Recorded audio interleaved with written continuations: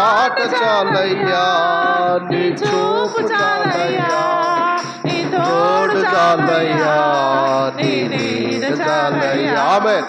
నీ మాట చాలయ్యా, నీ చూపు చాలయ్యా, నీ తోడు చాలయ్యా, నీ నీడ చాలయ్యా. నీవుంటే నాకు చాలు అయ్యా, నీ వెంటే నేను ఉంటానేసయ్యా, నీవుంటే నాకు చాలు యేసయ్యా, నీ వెంటే నేను ఉంటానేసయ్యా. నీ మాట చాలయ్యా, నీ చూపు చాలయ్యా, నీ తోడు చాలయ్యా, నీ నీడ చాలయ్యా. నీ మాట చాలయ్యా, నీ చూపు చాలయ్యా, నీ తోడు చాలయ్యా, నీ నీడ చాలయ్యా. నీవుంటే నాకు చాలు సయ్యా, నీ వెంటే నేను ఉంటానేసయ్యా. ఆస్తులన్నీ పోయినా అనాథగా మిగిలినా,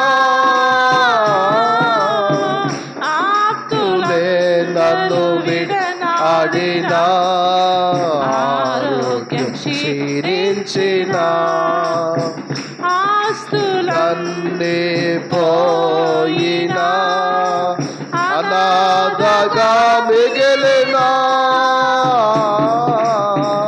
ఆప్తులే నన్ను విడనాడినా, ఆరోగ్యం క్షీణించినా. నీ మాట చాలయ్యా, నీ చూపు చాలయ్యా, నీ తోడు చాలయ్యా, నీ నీడ చాలయ్యా. నీ మాట చాలయ్యా, నీ చూపు చాలయ్యా, నీ తోడు చాలయ్యా, నీ నీడ చాలయ్యా. నీ మాట చాలయ్యా, నీ చూపు చాలయ్యా, నీ తోడు చాలయ్యా, నీ నీడ చాలయ్యా. నీ మాట చాలయ్యా, నీ చూపు చాలయ్యా, నీ తోడు చాలయ్యా, నీ నీడ చాలయ్యా. నీ మాట చాలయ్యా, నీ చూపు చాలయ్యా, నీ తోడు చాలయ్యా, నీ నీడ చాలయ్యా. నీ మాట చాలయ్యా, నీ చూపు చాలయ్యా, నీ తోడు చాలయ్యా, నీ నీడ చాలయ్యా.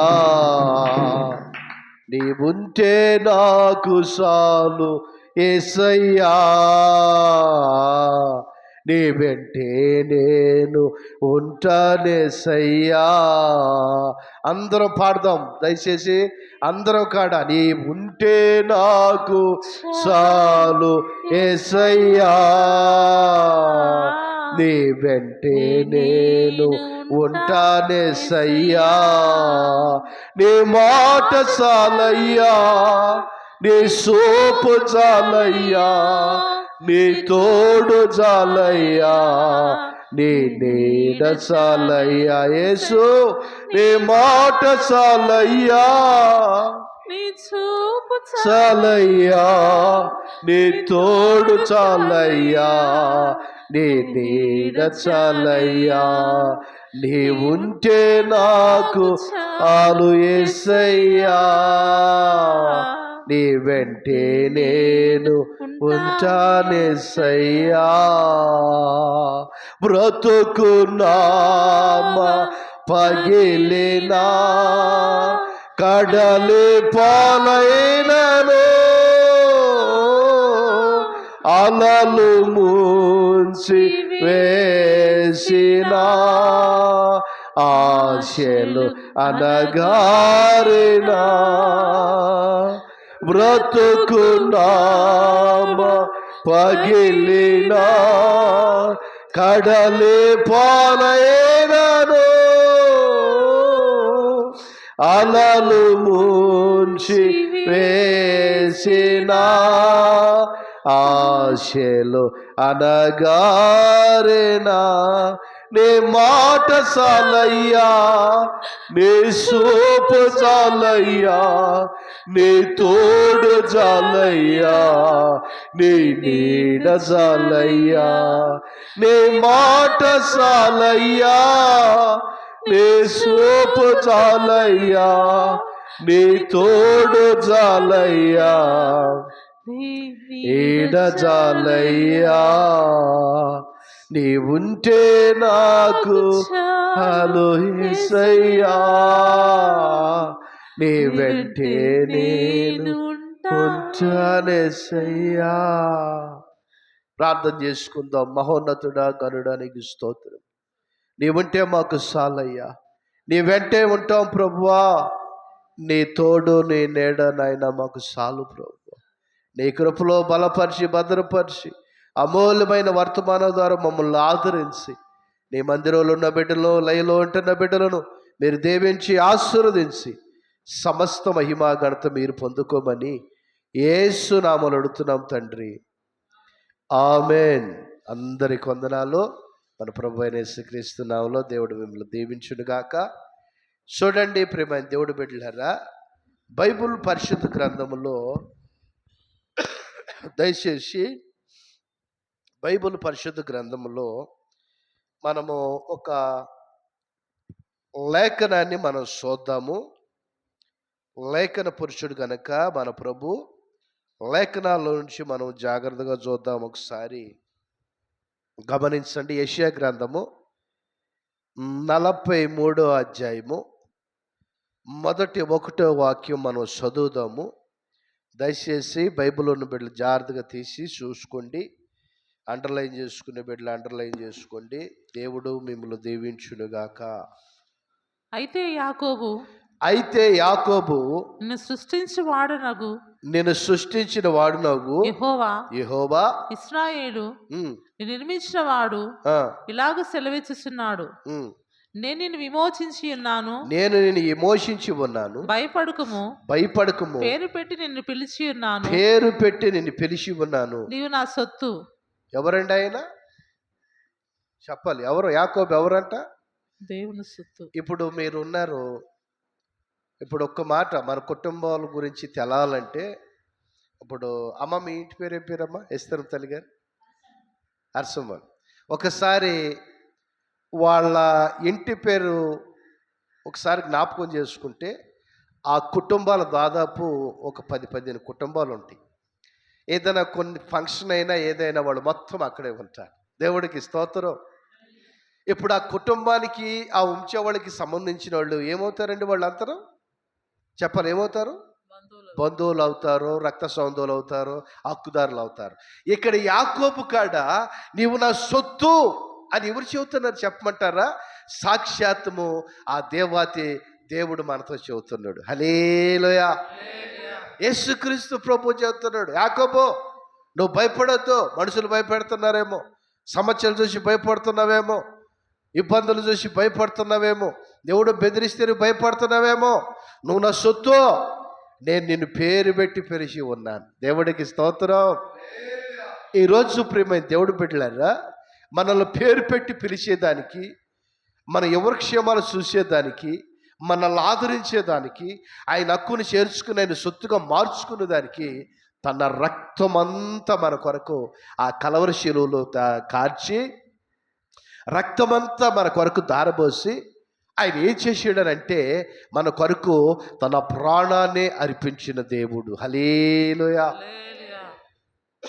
ఈరోజు నీవు నేను యేసై సొత్తు, యేసై రక్త సంబంధులని. చాలామంది అంటారు, పాస్టర్ గారు మీరు ఎప్పుడు చూసిన చర్చలోనే చేస్తారు, మీకు బంధువులు పేరెంటాళ్ళ పెళ్ళిళ్ళు ఏమి లేవా అని అంటారు. అంటే బయటికి వెళ్తూ ఉంటారా లేదా అసలు మొత్తం మీదనే? నేను ఒక మాట అంటా, దేవుడు పరిచర్యకు వచ్చి తర్వాత మా నాన్నతో నేను ఒక మాట అన్నా, నీకు నలుగురు కొడుకునే, నీ కొడుకు లేడనుకోమని చెప్పా. ఎందుకనంటే కొన్ని సందర్భాల్లో నిన్ను వెళ్ళలేను. దేవుడికి స్తోత్రం.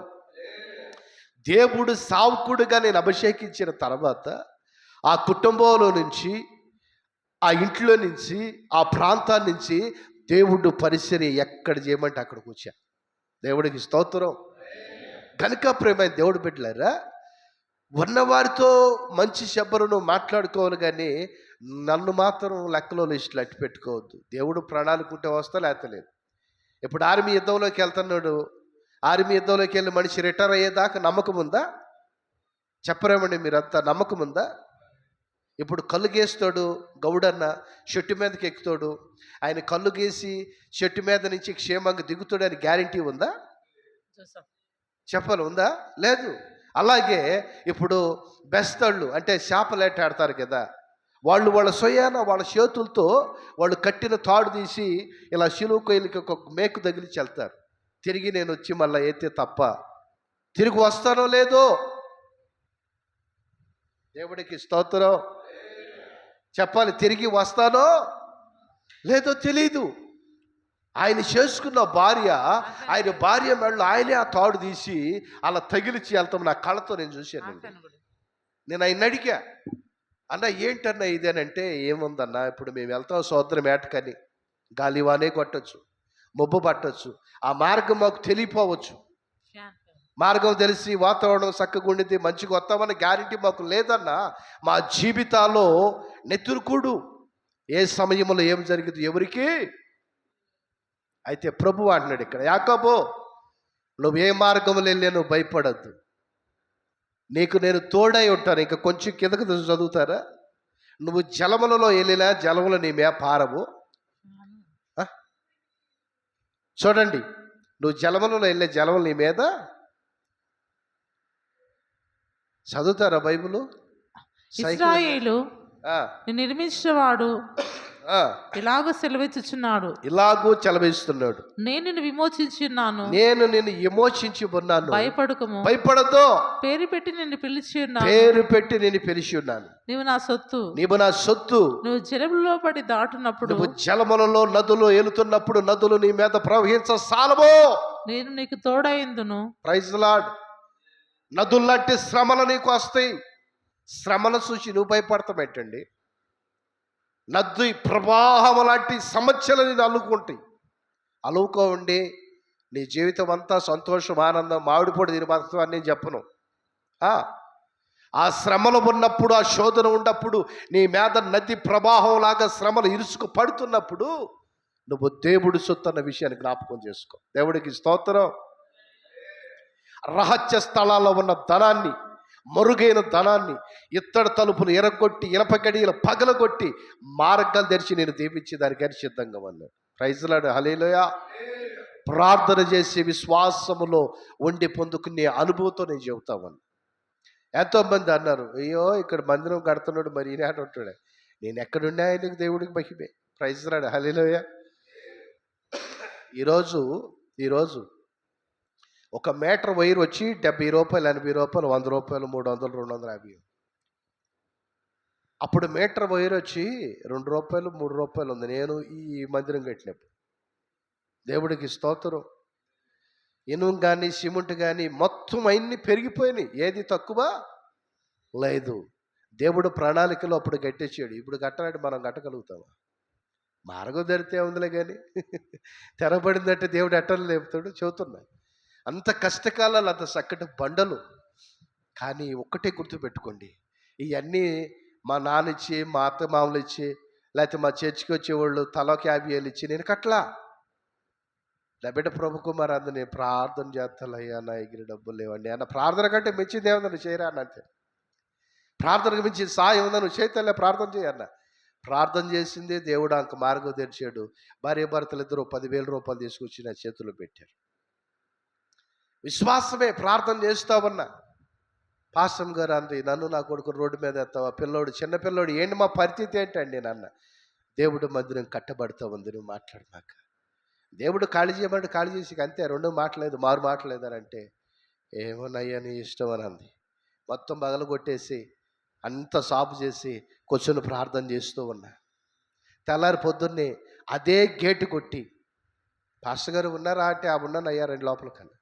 అదే గేటు కొట్టి లోపలికి వచ్చి, ఏమి లేదన్నా చిన్న ప్రార్థన చేయండి, నాకు కొంత కానుక ఇవ్వాలని ప్రేరేపించింది అని. ఏం కానుకంటే నేను అనుకున్నాను, 150,000 లేకపోతే ఒక 5,000, 10,000 అని నేను అనుకున్నా. మొత్తం మీద ఇదిగో ఈ బైబిల్లో 50,000 రూపాయలు కట్టబెట్టి వెళ్ళాడు. దేవుడికి స్తోత్రం. అక్కడ ప్రార్థన ద్వారా ప్రారంభమైన మందిరము ఎప్పుడు ఆగిపోతాం అనేది లేకపోతే ఇబ్బంది అనేది ఇప్పటికి నాకు తెలియదు. ఇప్పుడు నేను ఎవరి మీద ఎవరి సొత్తు నేను, మరి మీరు అందుకది మనము దేవుడు సొత్తుకున్నప్పుడు బాధపడద్దు. నదిలో నువ్వు వెళుతున్నప్పుడు ఆ జల ప్రళయాలు నేను ఏమీ చేయలేవు, అలాంటి సమస్యలు. అంతేగాని నదిలో నువ్వు దిగితే మరొకవని నేను చెప్పను. ఒక ఆయన ఇట్టాగ పాస్టర్ గారు వాక్యం చెబితే ఒక విశ్వాసిని పాస్టర్ గారు వాక్యం చెప్పాడు, నేను నదిలో వెళ్తే ఏం కాదని చెప్పి నదిలో దిగాడంట. ఆ దిగేదే చిన్న చితక నది, పేద నదిలో దిగాడంట. మనిషి ఎడిపోయాడో తెలీదు. అంటే కొన్ని మనం చేసుకునే ఉంటాయి కదా చేతులారా, నదిలో దిగమని కదా దీని అర్థము. నది ప్రవాహం లాంటి సమస్యలు నీకు ఎదురైనప్పుడు ఆ సమస్యల వలయాల నుంచి తప్పించేవాడు యెహోవా. దేవుడికి స్తోత్రం. నజరేయుడైన యేసు, ఆయన ఏ విషయంలో కాడ నిన్ను జాగ్రత్తగా కాపాడుతామంటాడు. వస్తాయి శ్రమలు, వస్తాయి శోధనలు, వస్తాయి ఇబ్బందులు వస్తాయి. అయితే నువ్వు ఆయన సొత్తు అన్న విషయం మర్చిపోవద్దు. జోసెఫ్ అంటాడంట ఆ స్కూల్లో, ఇప్పుడు కాదు కానీ చిన్నప్పుడు, మా నాన్నతో జ్యోతి అనేవాడంట. టీచర్స్ ఏమన్నా అన్నారు అనుకో, మా నాన్నతో జ్యోతి అనేవాడంట. ఎందుకు వచ్చింది మళ్ళీ వాళ్ళ నాన్నతో జ్యోతి, మరి ఆయన వచ్చి అంటాడేమో మనిషి అని వాళ్ళు కడక జాగ్రత్తగా ఉండేవాళ్ళంట. మా నాన్నతో జ్యోతి అనేవాడంట. అంటే దాని అర్థమైంది, నాకు తండ్రి ఉండాడు, నా తండ్రితో జ్యోతి మీ అందు చూస్తాడని దాని అర్థం. మీరేం చేయాలి? అపవాది శ్రమలో శోధనలు ఏమైనా ఇబ్బందులు చిక్కులు పెడుతున్నప్పుడు, మా తండ్రి ఆయన ఉండడు, ఆయనతో చెబుతా, మరి నీ శాతం ఆయన ఆయన చూసుకోరాలి. Praise Lord. నీకేమైనా పవర్ ఉంటే, నీకేమైనా శక్తి ఉంటే, నేను ఆయన సొత్తు, నువ్వు ఆయన చూసుకొని దమ్ముంటే ఆయన చూసుకుని నా దగ్గర నువ్వేం నా దగ్గరికి వచ్చేది, నేను ఆయన సొత్తు అన్నావు అనుకో, అపవాది సిగ్గుపడి మెదలకుండా వెళ్ళిపోతాడు. ఒరే నాయన, ఇటు భక్తుడు, ఇటు జోలికి మనం పోవద్దు, పోతే జలప్రయాణం లాంటి సమస్యల్లో కాడ ఏం చేయలేదు, అక్కడ ఆయన చెబుతున్నాడు, ఎందుకు వచ్చిందని చెప్పి దూరంగా వెళ్ళిపోతాం అంటే. దేవుడికి స్తోత్రం. గనుక ప్రేమన్న దేవుడు పెట్టలేరా, దేవుడు సన్నిధానములో మనం ఎప్పుడూ కాడ ఒకే విషయాన్ని జ్ఞాపకం చేసుకోవాలి. నేను ఆయన సొత్తుని, ఆయన ద్వారా నేను దీవించబడాలి, ఆయన ద్వారా నేను మేలు పొందుకోవాలి, ఆయన నన్ను స్వస్థపరచాలి. ఎంతమంది డాక్టర్లు బతికిస్తారండి చెప్పండి? ఓ తల్లి నాకు చెప్పింది మాట ఏంటంటే, పాస్టర్ గారు నా దగ్గర 4-5 కోట్లు ఉండేవి ఆస్తి, ఏం చేయాలి నాకు అర్థం కావట్లా, నా జబ్బు తగ్గట్లేదు పాస్టర్ గారు అన్న. నేను అన్నాను, యేసు ప్రభు దేవుడని అంగీకరిస్తావా అమ్మా అని అడిగా. అప్పుడు ఆమె ఏమనాలి? ఎందుకండి కోట అనుకోట్లు, దేవుళ్ళు దేవతలు ఉన్నారు, నేను ఇంకా మళ్ళీ ఆయన ఏడ ఎత్తుకొచ్చి పెట్టి నేను పూజ చేయనయ్యా, ఇప్పటికి ఏళ్ళతో ఇబ్బంది అయింది బాబమ్మ, నాతో కాదు అంటది. మళ్ళీ ఈయనకేం చేయాలి? నైదేవులని పెట్టాలంటే నేనే వండి పెట్టేదయ్యా వారం అని అంటే నువ్వేమీ పెట్టద్దు. అవునా? ఏమొక రూపాయి కాడా నువ్వేవద్దు. మరి ఎలాగూ? నీ హృదయము, నీ మనస్సు ఆయనకి ఇచ్చేస్తాను. దేవుడికి స్తోత్రం. నీ మనస్సు ఆయనకి ఇచ్చావనుకో, ఎవరికి? ఏసైకి. ఏసైకి ఇచ్చితే నీ మనసు ఏమైందో తెలుసా? నీలో ఉన్న సమస్త శరీర సంబంధమైన వ్యాధి ఆయన తీసి బయటపడేస్తాడు. Praise lord. నా తల్లిని అలా ముడితే తర్వాత, నా తల్లి 72 మండలాలకు సాక్ష్యం. నా తల్లి ద్వారా ఆ ఊర్లో 2 మందిరాలు కట్టబడి, ఈ జనవరి అప్పుడు క్రిస్మస్ అప్పుడు అంటారు, రే ఊరు లేచిపోయేటట్టు ఉందరా, ఊరు కాదాన్ని మైకి ఇదాన్ని మైకి, మధ్యలో ఊరు తత్తరులుతుందరా, అందరూ సంతోషపడతారు. ఒకప్పుడు యేసు ప్రభు సుమారు చెప్పేవాళ్ళు అంటే కొట్టేవాళ్ళు, ఎమ్మడబడి కొట్టేవాళ్ళు ఆ ఊర్లో. అలాంటి మూర్ఖులందరూ దేవుడు మార్చేసి మంచి ఆయన స్థానంలో నడిపిస్తామన్నాడు. హల్లెలూయా. గనుక ప్రేమన్న దేవుడు బిడ్డలారా, మీ కుటుంబాల్లో దీవెనకరంగా, ఆశీర్వాదకరంగా, సమాధానంగా ఉండాలంటే నువ్వు ఆయన సొత్తు అన్న విషయాన్ని జ్ఞాపకం చేసుకోవాలి. చాలాసార్లు నాకెవరు లేరు, నేను ఒంటరి వాడిని, నేను ఒంటరి దాన్ని అని అనుకుంటుంటావు. తప్పో. ఆయన సొత్తువేంది, నువ్వు ఒంటరివేంటి? సైన్యములకు అధిపతి అని యెహోవా నీకు తోడై ఉండోడు. హల్లెలూయా. ఎవరండి మీకు తోడై ఉంది? సైన్యములకు అధిపతి అని యెహోవా మీకు తోడై ఉన్నాడు. దేవుడికి స్తోత్రం. గనుక ప్రేమైన దేవుడు బిడ్డలారా, లేఖనాల్లో నుంచి మరొక వాక్యాన్ని చూద్దాము. అదే యెషయా గ్రంథము 44 అధ్యాయము 44 అధ్యాయము 21 వచనం చదవండి. 44:21.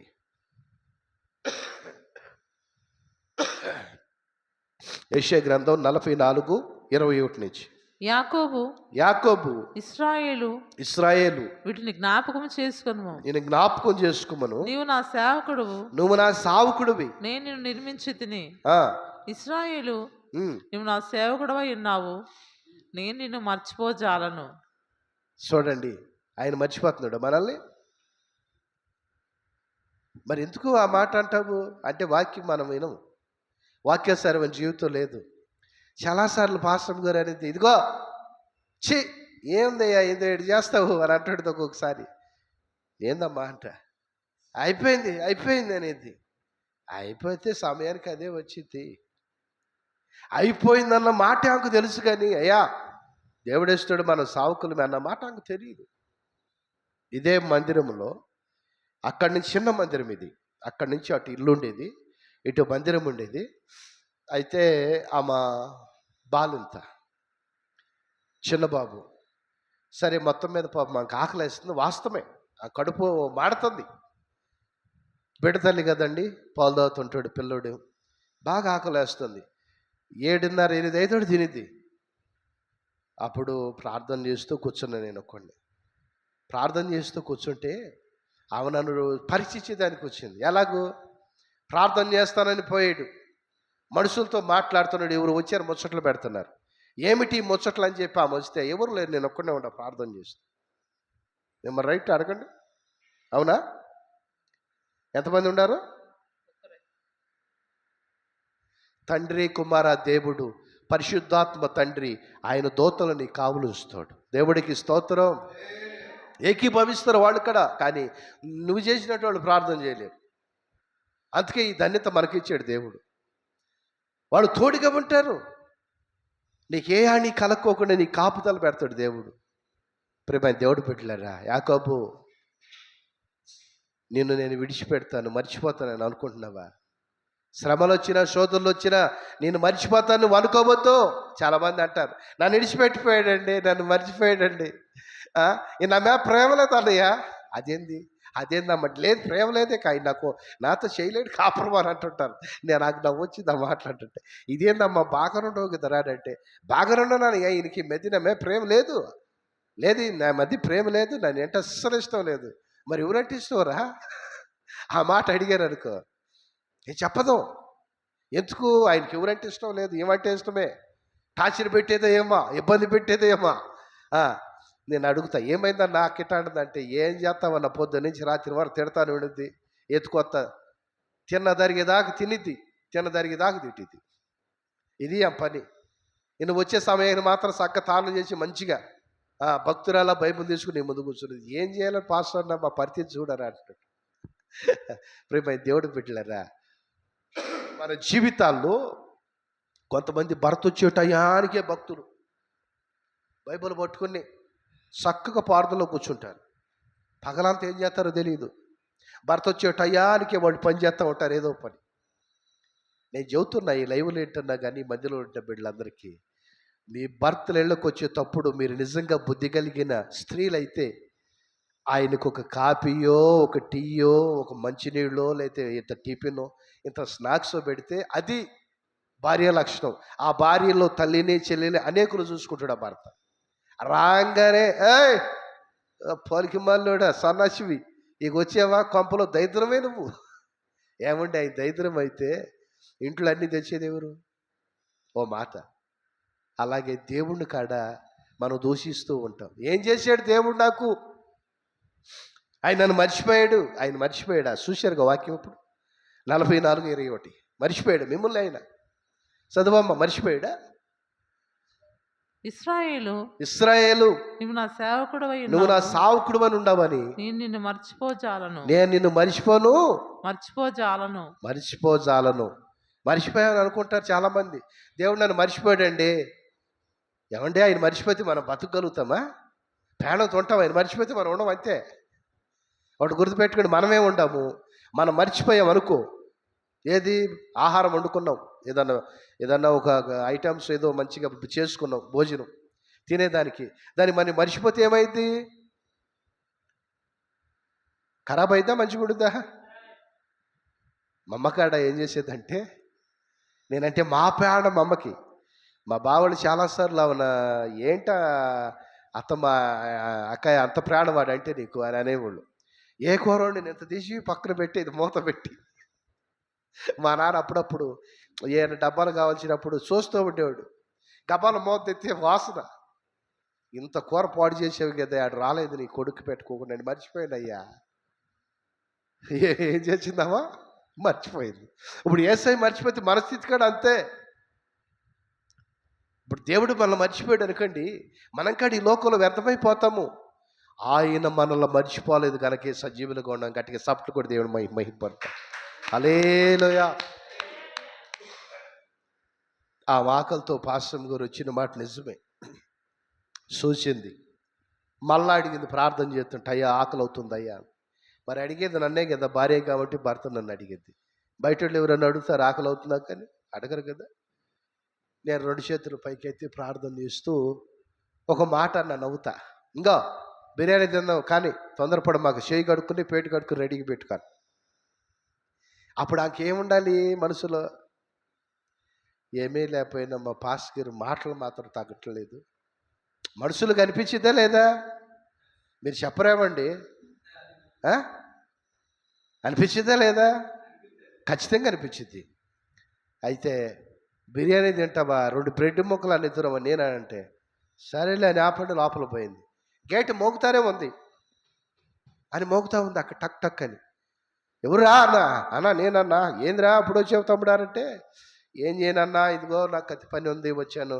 అన్న ఈరోజు నా బర్త్డే అన్న, నన్ను ఏంది అనమాక అంటున్నాడు. ఆడు అక్కడుండే తిడతారెవరని. ఎందుకంటే వాడి భార్య పిల్లలు ఉండారు, పొద్దుగుబాటు ఇప్పుడు 11, 10:30 అవుతుంది. ఈ టైంలో ఎప్పుడు వస్తున్నవారు అంటానేమోనని. అన్న ఏమవుతానని ముందే వండని ఏరుకుంటాడు. సరే మొత్తం మీదకి వచ్చాడు. ఏం తమ్ముడా? అన్న ఏమి లేదన్న, ఈరోజు నా బర్త్డే బాగానే ఉంది. ఏంది మరి 2 కవర్లు ఏందిరా అన్న? ఇది కేక్ అన్న, ఇది నీకు, ఒక కేక్ నాకు. మరి అదేందిరా అన్న, ఈ 2 కవర్లు బాగుంది, మరి అదేంది?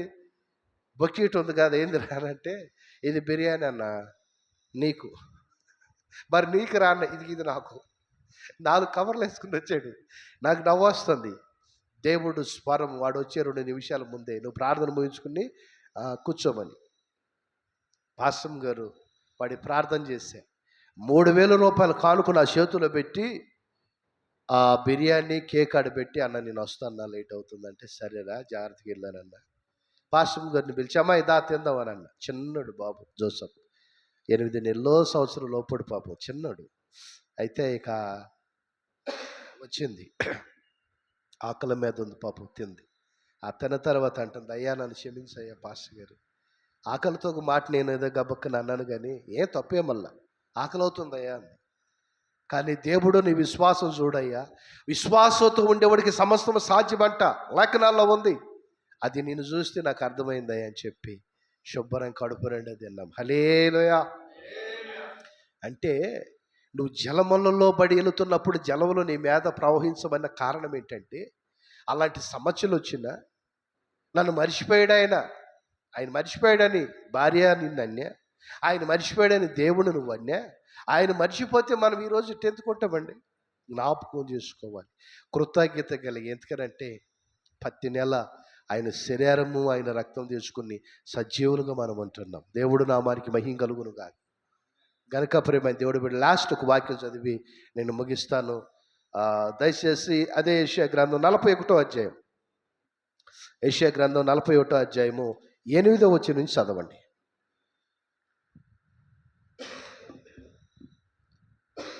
నా సేవకుడు అయిన ఇశ్రాయేలు, నా సావుకుడు అయిన ఇశ్రాయేలు, నేను ఏర్పరచుకున్న యాకోబు, నేను ఏర్పరచుకున్న యాకోబు, నా స్నేహితుడైన అబ్రహాము సంతానమా, భూదిగంతముల నుండి నేను పట్టుకొని దాని కొల నుండి పిలుచుకున్నవాడా, నీవు నా దాసుడవనియు నేను నిన్ను ఉపేక్షింపక ఏర్పరచుకుంటున్ననియు నేను నీతో చెప్పి ఉన్నాను.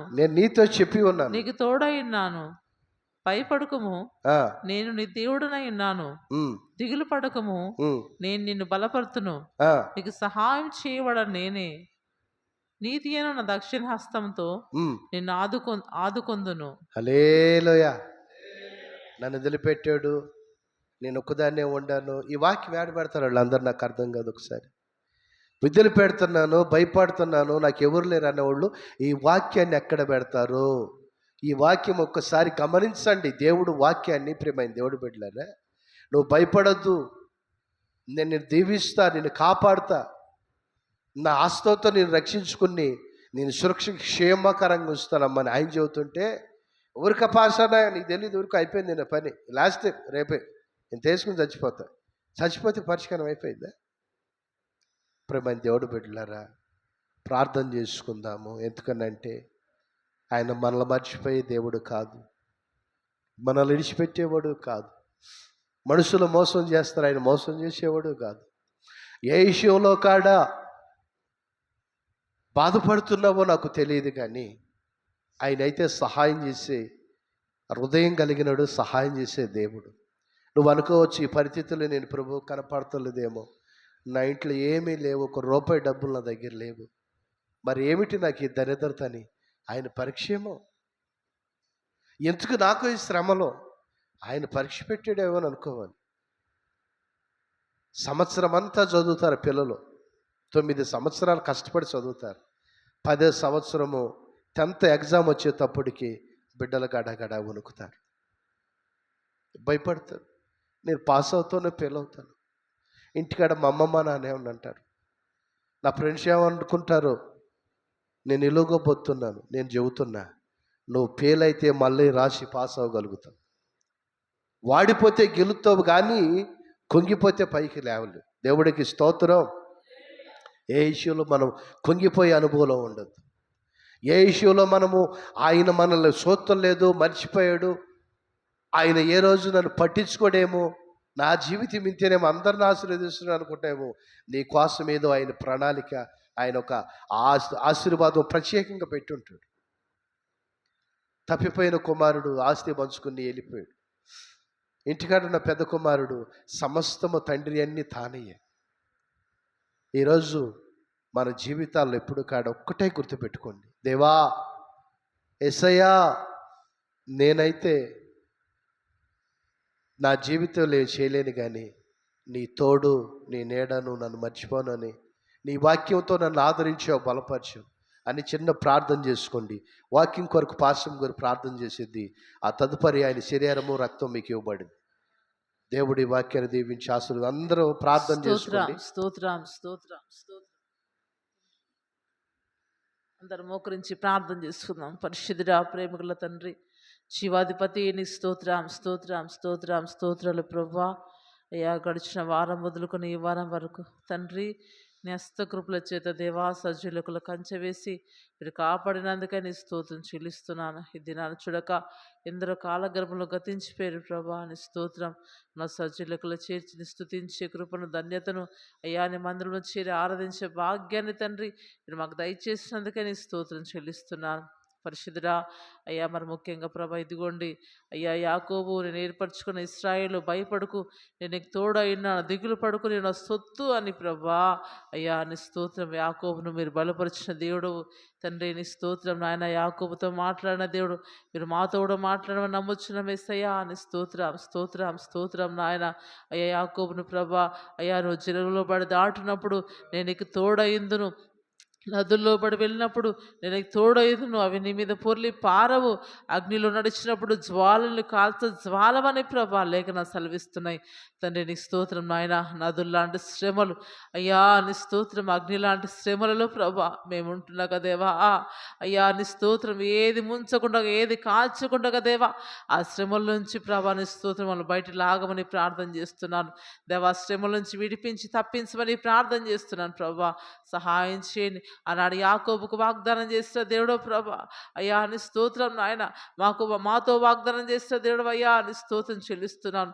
సహాయం చేయండి తండ్రి. అగ్ని లాంటి శ్రమలలో కాలిపోతున్న ప్రభా, నదులు లాంటి శ్రమలలో ప్రభా నీ స్తోత్రం నలిగిపోతున్నాం. సహాయం చేయండి, విడుదల దయచేయమని ప్రార్థన చేస్తున్నాను దేవా. యాకోబుకు తోడుగా ఉండి మీరు విడిపించి నడిపించిన దేవా. యాకోబు జీవితంలో అనేక సమస్యలు, అనేక శ్రమలలో ప్రభా యాకోబు జీవితాన్ని ముందు కొనసాగించిన దేవా నీ స్తోత్రం. మా జీవితాన్ని కూడా ప్రభా మీరే ముందు కొనసాగించి చేయమని ప్రార్థన చేస్తున్నాను. సహాయం చేయండి ప్రభా, బలపరచండి అయ్యా నీ స్తోత్రం. మరి యాకోబుని అంటున్నావు స్వామి, అయ్యా ఇశ్రాయేలు నువ్వు సేవకుడువు, నేను మర్చిపోతానని లేక సెలవిస్తున్న స్వామి. నిజంగా నాయన అయ్యా మనం మర్చిపోయే దేవుడు కాదు ప్రభా నీ స్తోత్రం. దేవా నీ స్తోత్రం కృపలో చేత జ్ఞాపకం చేసుకోండి ప్రభా. అయ్యా నీ స్తోత్రం. మా విధేయతలు, మా పొరపాట్లు అయ్యా దయతో క్షమించండి ప్రభా. నీకు ఇష్టం లేని ప్రతి కార్యాన్ని క్షమించండి ప్రార్థన చేస్తున్నాను దేవాలి స్తోత్రం.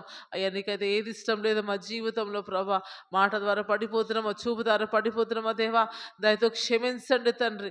అయ్యా నీకు స్తోత్రం. నీ మాటకు అవిధేయతగా జీవిస్తున్నామో ప్రభా, కృపలో చేత జ్ఞాపకం చేసుకొని మా ప్రతి అవిధేయతను ప్రభా దయతో క్షమించండి ప్రభా. నీ స్తోత్రం చెల్లిస్తున్నాను దేవా. సహాయం చేయండి ఆయన. విన్న వాక్యాన్ని మా గుండెలో నీరు గట్టి ఫలింప చేయండి. వాక్యానుసరమైన జీవితాన్ని మీరు మాకు దయచేయమని ప్రార్థన చేస్తున్న ప్రభా. నిజంగా ప్రభా బిడ్డలు నాయన కొన్ని కుటుంబాలు అయ్యా దుఃఖంలో మునిగిపోతున్నారు స్వామి. దేవా కుటుంబాలు మీరు బలపరచండి తండ్రి, ఆదరించండి అయ్యా నీ స్తోత్రం నాయన. మీరే ధైర్యాన్ని దయచేయండి ప్రభా. కుటుంబాలకి ఆదరణ, నెమ్మది, సమాధానం ఇవ్వండి ప్రభా. నీ స్తోత్రం చెల్లిస్తున్నాను తండ్రి. ముఖ్యంగా నాయన అప్పులలో, సమస్యలలో అయ్యా నీ స్తోత్రం. కుటుంబ ఆర్థిక ఇబ్బందులు నలిగిపోతున్న కుటుంబాలు జ్ఞాపకం చేసుకోండి తండ్రి. అయ్యా సమృద్ధి అయిన దీవెన దయచేయండి, సమృద్ధి అయిన ఆశీర్వాదం దయచేయండి ప్రభా. అయ్యా నేను నమ్మి ప్రభా నువ్వు బాగు చేసే దేవుడు నీ సన్నిధికి వస్తున్నాను స్వామి. కృపల చేతము నాయన నీ స్తోత్రం. మా కుటుంబాలలో మీరు మేలు చేయండి ప్రభా. కుటుంబాలను దీవించండి, కుటుంబాలను ఆశీర్వదించండి ప్రభా. నీ స్తోత్రం చెల్లిస్తున్నాను. అంచెలంచెలుగా అభివృద్ధి